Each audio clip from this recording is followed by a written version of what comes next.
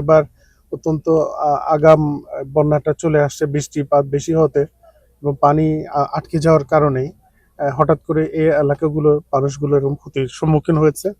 এই বিষয়টা আমাদের মন্ত্রণালয়ের নজরে আসে, পাশাপাশি মাননীয় প্রধানমন্ত্রী এই বিষয়টা সার্বক্ষণিক নজরদারিতে রেখেছেন, আমাদেরকে নির্দেশনা প্রদান করছেন। তার নির্দেশনা অনুযায়ী আমরা 7টা জেলায় ক্ষতিগ্রস্ত কৃষকদের বিভিন্ন কর্মসূচি গ্রহণ করতে যাচ্ছি।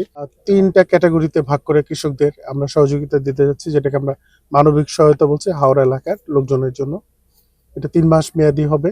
আমরা যারা ক্ষতিগ্রস্ত কৃষক তাদেরকে 20 কেজি করে চাল এবং 3 ক্যাটাগরিতে যারা সর্বোচ্চ ক্ষতিগ্রস্ত তাদেরকে 7,500 এবং মধ্যম ক্ষতিগ্রস্ত তাদের 5,000 এবং স্বল্প ক্ষতিগ্রস্ত তাদেরকে আমরা 2,500 টাকা করে প্রাথমিকভাবে দিচ্ছি, যেটি 3 মাস আমরা প্রদান করব। এটি একটি কার্ডের মাধ্যমে দেওয়া হবে, যাতে আমরা সঠিক তালিকা প্রণয়ন করে যারা পাওয়ার যোগ্য হকদার তাদেরকে আমরা দিতে পারি, সেরকম একটা উদ্যোগ আমরা নিচ্ছি। তো আমরা সরকার জনগণের পাশে আছি, এই মেসেজটা দেওয়ার জন্য আমাদের মূলত এখানে আসা।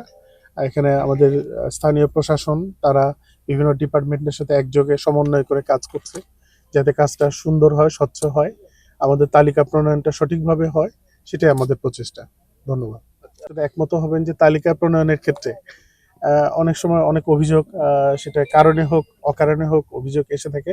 আমার লোকটি যখন তালিকাভুক্ত হয় না তখন সঠিক হয় না, আর আমার লোকটা তালিকায় থাকলে সঠিক তালিকা হয়, এরকম একটা মানসিকতা আমাদের মধ্যে কাজ করে। তা আমরা এই বিষয়গুলো বিবেচনায় নিয়ে আমরা পর্যায়ক্রমে 2বার 3বার আমরা যাচাই করছি।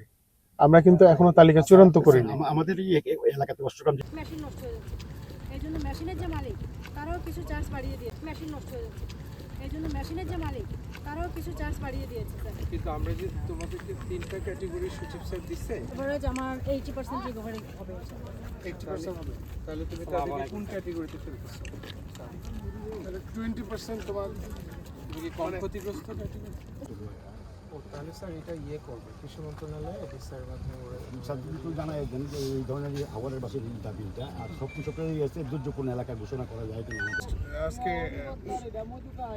এই রোডটা যদি কয়েকদিন কন্টিনিউ থাকে তার যে আছে মোটামুটি মানুষ একটা শুকাতে পারবে, শুকাতে পারে, খাওয়ার একটা ব্যবস্থা করতে পারবে।